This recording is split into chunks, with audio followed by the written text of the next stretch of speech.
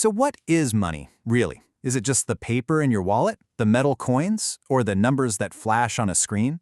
Well, to really get it, we need to go back, way, way back, to a time before money even existed, to see how a really simple problem forced us to invent one of the most powerful ideas in all of human history. Let's trace the evolution of trust itself and see how it built the world we live in today. Just think about that for a second. Imagine you're an amazing farmer or a master craftsman. You have tons of something valuable, but all that stuff is totally useless if you can't trade it for what you actually need to live. This was the frustrating reality for so many, and it set the stage for everything that was about to change.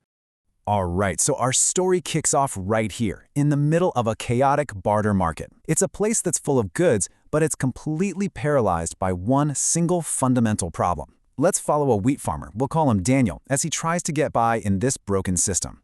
You can just feel the frustration, can't you? Daniel has this incredible high-quality wheat. People need wheat. And the shoemaker has shoes, which Daniel desperately needs. But nope, the shoemaker doesn't want wheat, he wants meat. So the trade is just dead in the water. A wise old merchant who's seen this 1,000 times spells it out perfectly. It's not enough to find someone who wants what you have. It's not enough to find someone who has what you want. You have to find that one single person who has what you want and wants what you have at the exact same time. It's a logistical nightmare. And this incredibly frustrating problem actually has a name: the double coincidence of wants. It's the central flaw of bartering. For any trade to happen, my wants and your wants have to line up perfectly. The odds of that happening over and over again, so slim. And it basically keeps an economy completely stuck in first gear. But you know, human ingenuity always finds a way. And out of all that frustration comes a truly revolutionary idea. Instead of trying to solve this double coincidence puzzle every single time, what if you could just bypass it? This is the moment indirect trade is born. And here is that merchant's brilliant advice. What if there was just one thing that everybody agreed was valuable? Something like, say, gold. All of a sudden, you don't need a shoemaker who wants wheat. You just sell your wheat to anyone for gold, and boom, you're in business. Look at how this completely changes the game for Daniel. Step 1, he sells his wheat for gold. Step 2, he takes that gold to the shoemaker who is more than happy to accept it. Why? Because the shoemaker knows he can turn around and use that exact same gold to buy the meat he's been looking for. The chain of frustration is finally broken.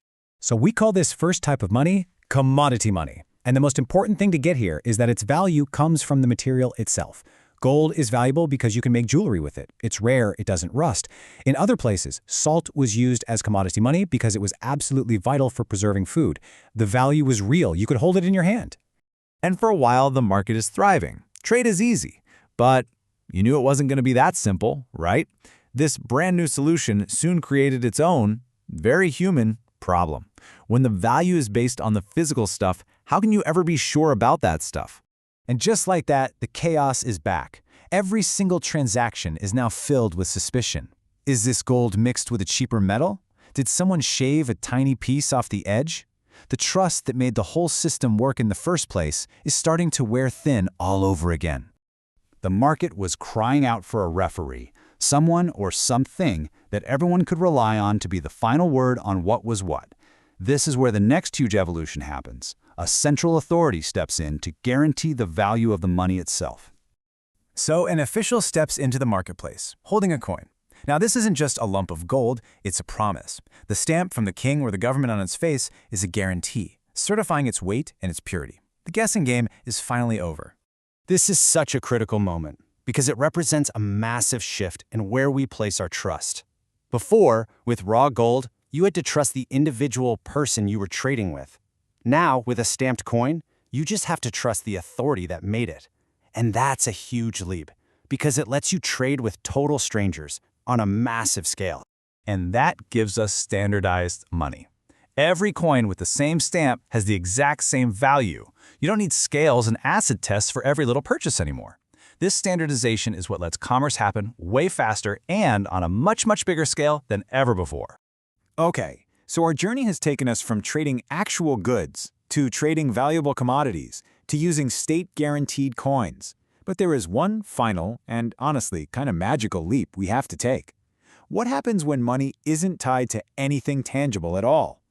A few generations later, imagine a young person looking at a piece of paper money and asking the most basic yet brilliant question. It has no real value on its own. It's not made of anything precious. You can't eat it, you can't build with it, so why on earth does everyone accept this stuff as payment? And there it is. That's the simple yet totally profound truth at the heart of our entire modern financial system. It works because we all believe it works. I accept it from you because I have faith that someone else will accept it from me. It's just a shared belief, a giant social contract. We call this system fiat money. It's basically currency that a government says is legal, but it isn't backed by a physical thing like gold. Its value comes entirely from the faith and trust that people have in the government that issues it and in the stability of the entire economy. So as we've seen, the story of money was never really about gold or silver or even paper. The story of money is the story of the evolution of trust. We went from trusting our neighbor to trusting a commodity to trusting an authority, and now, finally, to trusting in a shared belief held by millions of us. Which brings us right to today. The nature of that trust is still changing, right? Especially with things like digital currencies and all the new financial technologies popping up. So, as we wrap this up, it's worth asking ourselves, what systems do we put our trust in right now? And maybe more importantly, where is that trust headed next?